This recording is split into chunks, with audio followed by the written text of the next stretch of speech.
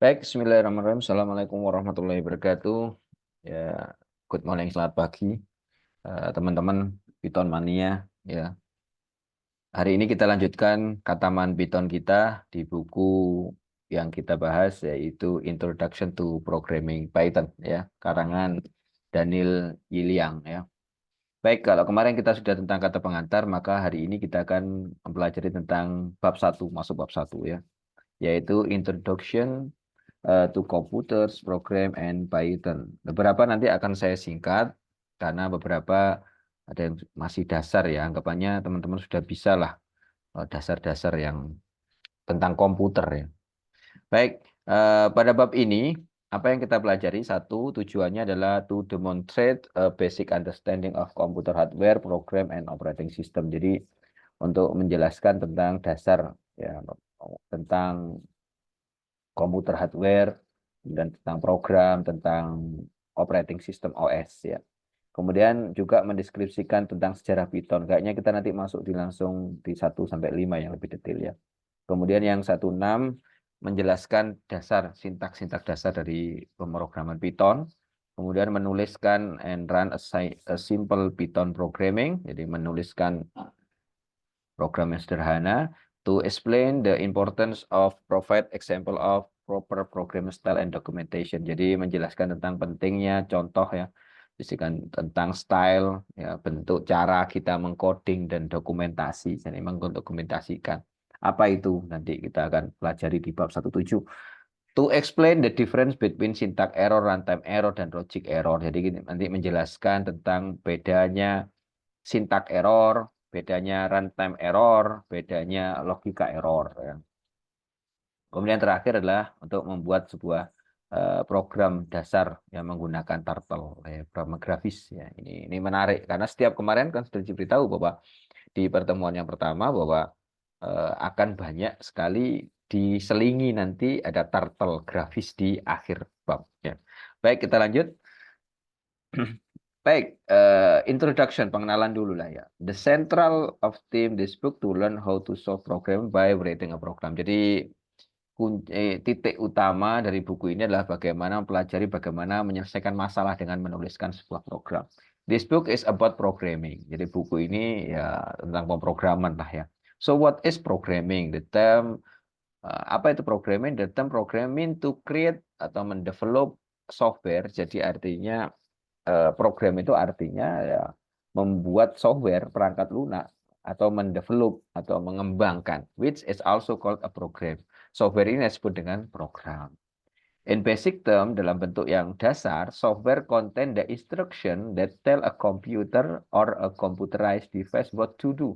Jadi program ini akan memberitahukan, menginstruksikan untuk kepada komputer, ya, untuk melakukan sesuatu, termasuk device-nya di dalamnya komputer tadi. Software is all around you. Software ada di sekeliling kita. Even in device that you make not think what you need it. Ya, dari setiap barang device, ya, yang mungkin kita berpikir yang tidak perlu, ya. Of course, tapi tentu saja you expect to find and use software on a personal computer. Ya, tentu saja you expect, ya, menemukan dan menggunakan software. Anda pasti akan menemukan di dalam sebuah personal komputer, ya, laptop kita seperti ini. But software also plays a role in running airplanes, car, cell phone, and even toaster. Jadi sebenarnya, tetapi sebenarnya software juga dijalankan ketika di pesawat terbang, di mobil, ya kan, cellphone, HP kita, ya, dan yang lainnya. Jadi betul-betul eh, semua itu kita banyak berhubungan dengan software. On a personal computer, you use word processor to write document. Misalkan pada PC, ya, Anda menggunakan apa? Word processor. Kalau kita kan ada Office Word, ya, untuk menuliskan sebuah dokumen. Web browser untuk mengeksplor di internet, dan email program untuk mengirim pesan. These program are all example of software. Jadi program-program inilah contoh-contoh dari software. Software developer, jadi pengembang software, create software with the help of powerful tool, ya, called programming language. Jadi pengembangan software ini, ya, create menciptakan software itu, pengembang software ini menciptakan aplikasi itu dengan bantuan, ya, dari bahasa pemrograman, ya. This book teach you how to create program by using the Python programming language. Buku ini ya akan mengajari kita bagaimana membuat sebuah program menggunakan bahasa pemrograman Python. Padahal banyak sekali bahasa pemrograman ya yang mana each language was invented for a specific purpose, dan setiap bahasa pemrograman ini memiliki spesifik tujuan-tujuan. Jadi memiliki kelebihan-kelebihan. Ya, untuk membangun to build on the strength of previous language. Jadi artinya spesifik tujuannya jelas ini lebih baik dari sebelumnya. Ada bahasa pemrograman A, misalkan dia duluan. Nanti B ini lebih apanya? Kekurangannya di A dirubah di B. Ya ditambahin kelebihannya. Maka dari itu inilah yang dikatakan for example, or to give the programmer a new and unique set of tool. Jadi akan memberikan sebuah program unik ya. Jadi tool yang baru ya. Jadi artinya inilah dikatakan bahwa setiap bahasa pemrograman punya tujuan yang berbeda-beda. Knowing that there are no so many programming language available, ya, it will be natural for you to wonder which one is the best. Ya, jadi maka ketika kita tahu banyak bahasa pemrograman yang ada, maka ya Anda untuk memilih ya mana salah satunya. Tetapi kenyataannya ya, karena kita akan milih yang terbaik, tapi kenyataannya ya, there is no best language. Tidak ada bahasa pemrograman yang terbaik. Each one, tiap-tiap mereka punya kekuatan dan kelemahannya. Experienced programming know that one language make work well in some situation. Ya, programmer yang berpengalaman tahu kalau bahasa pemrograman ini, satu bahasa ini bagus di situasi ini. Tetapi di bahasa yang lain ya mungkin lebih baik untuk situasi yang lain. For this reason, untuk alasan ini, seasoned programmer try to master as many different programming language as they can. Jadi banyak programmer itu mempelajari berbagai banyak bahasa pemrograman berbeda. Ya, semakin dia mampu ya. Giving them access to vast arsenal of software development tool ya, yang mana mereka bisa mengembangkan tool-tool software untuk aplikasinya. If you learn to program using one language, ketika kamu bisa belajar menggunakan bahasa programan, satu bahasa programan, you so find it easy to pick up other language. Jadi kita akan begitu mudah nanti ketika kita mau belajar ke bahasa yang lain. The key is to learn how to solve problem using a programming approach. Maka kuncinya adalah bagaimana kita belajar bagaimana memecahkan masalah menggunakan pendekatan bahasa pemrograman. That is the main theme of this book. Jadi buku ini tujuannya itu. Baik, you are about to begin an exciting journey. Nah, kita akan memulai perjalanannya exciting ya, learning how to create. Ya, bagaimana membuat program. At the outset, it is helpful to review computer basic, program, and operating system. Ya, pada saat ini ya adalah kita akan terbantu untuk mereview sedikit, mengulang tentang computer basic, program, apa itu program, dan apa itu operating system, sistem operasi.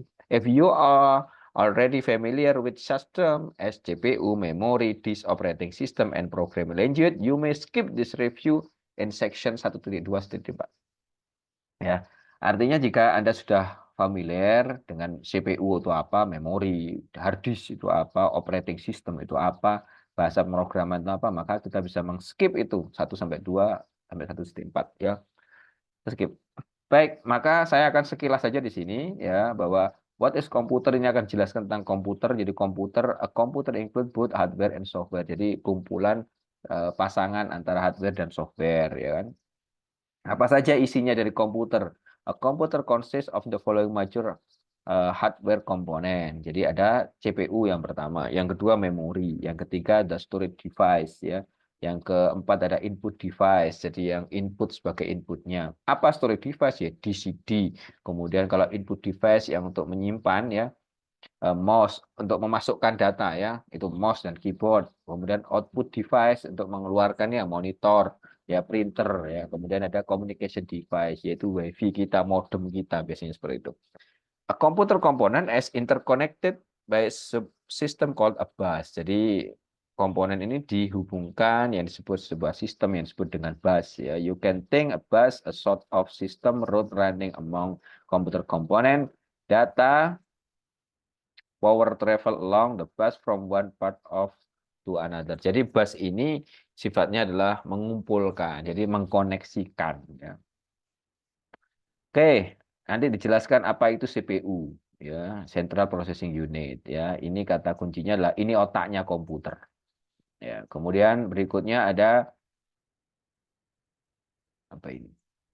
CPU. Nah, kemudian nanti eh, kita akan dijelaskan dengan bit dan bytes. Ini harus paham ya. Bits dan bytes ini mengenalkan saja bahwa 1 kilobyte itu 1000 bytes. 1 megabyte itu 1 juta bytes. Ya. Bytes ini bisa disebut dengan bits ya, bit. Kemudian berikutnya setelah kita tahu CPU maka ada memori nanti. Ya, memori. Memori ya, bagaimana? Kemudian nanti storage device ini tempat penyimpanan ya, ada CD, sekarang ada flash disk ya, semuanya. Oke, ini masih yang lama disk ya, CD dan DVD. Sudah jarang sekali orang pakai CD dan DVD ini ya. Kemudian juga input output device, jadi ya untuk masukan adalah keyboard jelas untuk ngetik kita. Ya, kemudian untuk masukan lagi mouse, mouse ini untuk ke klik-klik kita, gitu memberikan masukan-masukan ya. Kemudian monitor untuk menampilkan informasi teks dan grafis ya. Kemudian ada communication device ya. Jadi untuk device untuk komunikasi ya, untuk WiFi ya, jaringan internet dan lain sebagainya. Oke, kemudian apa itu bahasa pemrograman? Nah, ini akan lebih fokus di sini ya.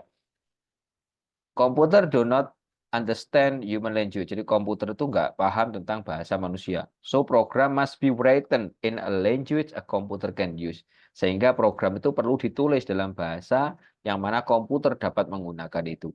There are hundreds of programming language. Ya, ada kurang lebih ratusan bahasa pemrograman. And they were developed to make the programming process easier to people. Jadi dibuat itu, dikembangkan untuk apa? Untuk memudahkan orang ya dalam proses pemrograman. However, all program must be converted into language the computer can understand. Tapi bagaimanapun juga, semua program itu harus dikonversikan dalam bahasa komputer yang bisa dipahami oleh komputer. Karena nggak bisa. Misalkan komputer, kamu ngetik, ya nggak bisa. Harus nanti itu diterjemahkan dulu. Yang pertama adalah bahasa mesin. Ini yang pertama kali. Ya, sebuah computer native language which differ among different type of computer. Nah, ini bahasa komputer ya, natif ya, yang mana biasanya beda komputer, beda bahasanya. Ini yang disebut dengan it is machine language. Ya, ini merupakan instruksi yang primitif ya, masih awal. This instruction are in form of binary code. Dalam binary itu artinya kode binary itu 0101. 0 itu mati, 1 itu aktif. Jadi 0101. So if you want to give a computer instruction in its native language, you have to enter the instruction as binary code. Contoh, to add two number untuk menambahkan dua bilangan, you might have to write an instruction binary code like this, 11011 itu. Ya, jadi seperti itu. 1.332 assembly language. Kemudian naik lagi setelah bahasa mesin, machine language, sekarang assembly. Ya, programming is machine language is tedious process. Ya, agak berat itu ya, bahasa yang prosesnya berat sekali. Moreover, dari itu program written in machine language are very difficult. Ya, maka ditulis yang agak sulit untuk di read and modify. Jadi untuk dibaca dan dimodifikasi. For this reason, nah maka bahasa mesin ini kan sulit untuk dibaca dan juga dimodifikasi tidak semua orang gitu ya. Untuk for this reason, untuk alasan ini, bahasa assembly language was created in the early days of computer as an alternative to machine language. Jadi akhirnya dikembangkan ya di awal-awal computing sebagai alternatif ya untuk bahasa mesin. Assembly language uses a short descriptive word yang disebut dengan mnemonic to represent each of machine language instruction. Jadi bahasa language assembly ini menggunakan kata-kata yang pendek-pendek, ya, yang dikenal dengan mnemonic, ya, untuk merepresentasikan each of the machine language instruction. Jadi instruksi bahasa assembly, ya. Oh, bahasa mesin, ya. Jadi dibuat kecil-kecil di bahasa assembly. Jadi dibuat sederhana, pendek-pendek. For example, the mnemonic add, ya, contoh mnemonic add itu mempunyai arti menambahkan, ya, bilangan, dua bilangan, ya. And sub itu artinya mengurangi bilangan. To add number 2 and 3, jadi untuk menambahkan bilangan 2 dan 3 and get the result, you make write instruction in assembly code like this. Add 2,3, result, ya. Ini begitu mudah. Lebih mudah maksudnya daripada yang bahasa mesin, ya. Assembly language were developed to make programming easier. Jadi bahasa assembly ini dikembangkan untuk membuat programming lebih mudah. However, because the computer cannot understand assembly language, ya, karena komputer nggak memahami bahasa assembly, another program yang disebut dengan assembler, jadi ada itu digunakan untuk translate assembly language program into machine code. Ya, jadi akhirnya dibutuhkan karena nggak paham kan bahasa assembly, maka komputer ini pahamnya hanya bahasa mesin saja. Maka dibuatlah yang namanya assembler. Programnya menerjemahkan bahasa assembly ke jadi mesin, ya. Oke, lihat ini gambarnya, ya. Ada file assembly, kemudian ada assembler tengahnya menerjemahkan menjadi bentuk seperti ini. Writing code in assembly language is easier than in machine language. Jadi menulis kode di bahasa assembly itu lebih mudah daripada di bahasa mesin. However, it is still tedious to write code in assembly language. Tapi ya jadi tantangan sendiri ini, ya, menuliskan kode di assembly language, ya. An instruction in assembly language essentially correspond to an instruction in machine code. Jadi instruksi di dalam bahasa assembly ini, ya, berhubungan dengan instruksi dalam bahasa kode-kode mesinnya. Writing an assembly require that you know how the CPU work. Jadi ketika kita berbicara pada assembly, maka kita harus tahu bagaimana CPU ini bekerja. Assembly language is referred to as a low level language. Jadi bahasa assembly ini disebut juga dengan bahasa low level, bahasa paling bawah, tingkat bawah.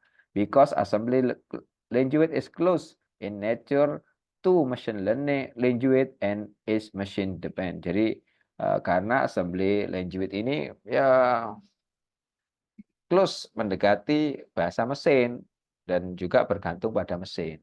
Oke, jadi pertama adalah bahasa mesin, assembly, ya, kemudian yang ini yang ketiga, high level language. In the 1915, ya, 1950, a new generation of programming language known as high level language emerged. Jadi bahasa pemrograman tingkat tinggi. They are platform independent. Jadi mereka bebas terhadap berbagai platform, ya, which mean that you can read program in high level language and run it a different type of machine. Jadi kita bisa membuat program dalam bahasa pemrograman tingkat tinggi dan menjalankannya di dalam berbagai tipe mesin. High level language English, adalah English like and easy to learn and use. Jadi bahasa tingkat tinggi, ya, itu adalah dalam bahasa Inggris, ya. Jelasnya nanti dalam bentuknya bahasa Inggris dan mudah untuk dipelajari dan digunakan. The instruction in a high level programming language are called statement. Jadi instruksi-instruksi dalam bahasa pemrograman language, bahasa pemrograman, ya, high level dari tingkat tinggi disebut dengan statement. Here, for example, contohnya is a high level language statement that compute the area of circle with radius of 5. Jadi contohnya adalah statement bagaimana bahasa pemrograman tingkat tinggi untuk menghitung luas dari lingkaran, ya, dengan jari-jari 5. Maka rumusnya area luas sama dengan 5 kali 5 kali 3,1415, ya. There are many high level programming language. Banyak sekali bahasa pemrograman tingkat tinggi. And it was designed for a specific purpose. Dan ini banyak dan juga itu spesifik dengan berbagai tujuan, ya. tabel satu nanti kita akan lihat list some popular ones. Jadi nanti akan banyak beberapa yang populer ya. A program written in a high level language yang jadi sebuah program ditulis dalam bahasa tingkat tinggi, call it a source program or source code. Jadi program yang ditulis itu disebut dengan source code atau source program. Jadi sumber kode. Because a computer cannot understand a source program must be translated into machine code for execution. Sama, ya.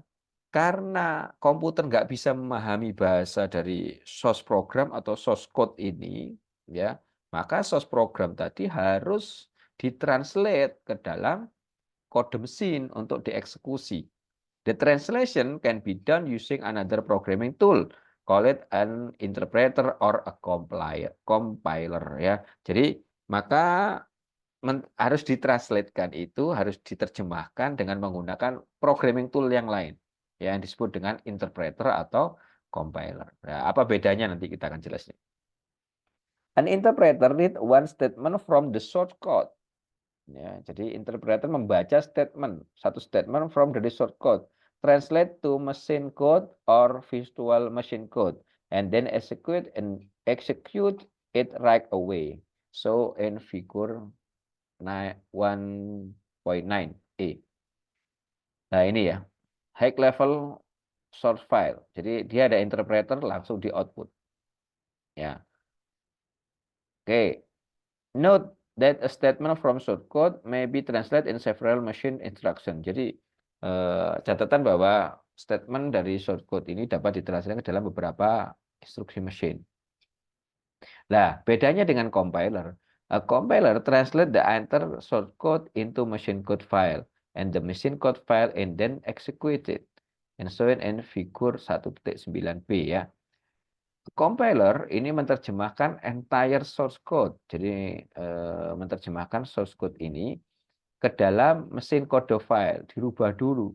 Ya. And the mesin kode file ini maka ini dieksekusi. Lah, maka tampillah di sini. Ya, kalau tadi bedanya interpreter langsung dari ini dieksekusi ke sini. Kalau compiler enggak, dia di mesin code dulu baru ke sini ya. Nah, interpreter. Python code is executed using interpreter. Most other programming language are processed using compiler. Jadi Python yang ini. Ya, Python yang ini. Sedangkan banyak juga yang compiler ya. Oke. Oke, itu ya bahasa itu program. Baik, ini tadi ya beberapa tabel. Ada bahasa lanjut, bahasa ada, basic, C, C++, C Sharp, COBOL, Fortran, ya, Java, Pascal, Python, Visual Basic ya. Nah, ini untuk tujuan-tujuan yang berbeda-beda. Baik, kemudian dia operating system ya, OS. The operating system is the most important program that run a computer. The OS manage control a computer activities ya.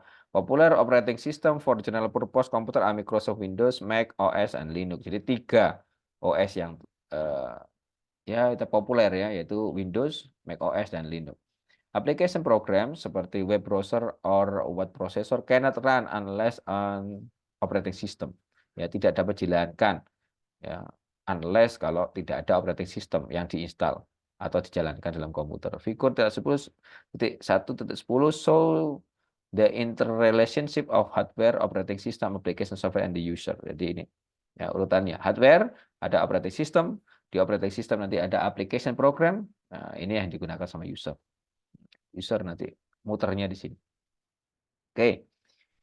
The major task of operating system adalah controlling and monitoring system activity. Jadi dia mengontrol dan memonitor sistem aktivitas sistem ya. Allocating and assigning system resources. Kemudian scheduling operating.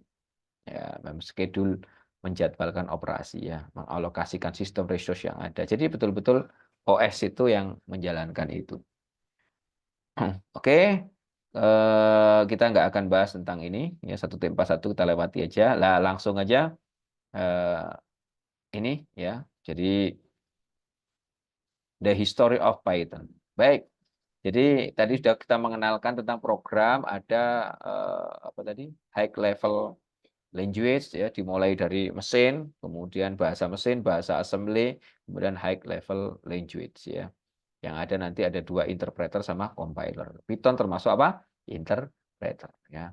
Baik, nanti di pertemuan kedua ini kita cukupkan sekian, nanti kita akan lanjutkan di bab yang selanjutnya yang sudah masuk di History of Python ya, sejarah dari Python. Ini mulai penting dijalankan. Baik, itu sementara untuk pertemuan yang kedua. Insya Allah bermanfaat. Sampai ketemu lagi di pertemuan berikutnya. Wassalamualaikum warahmatullahi wabarakatuh.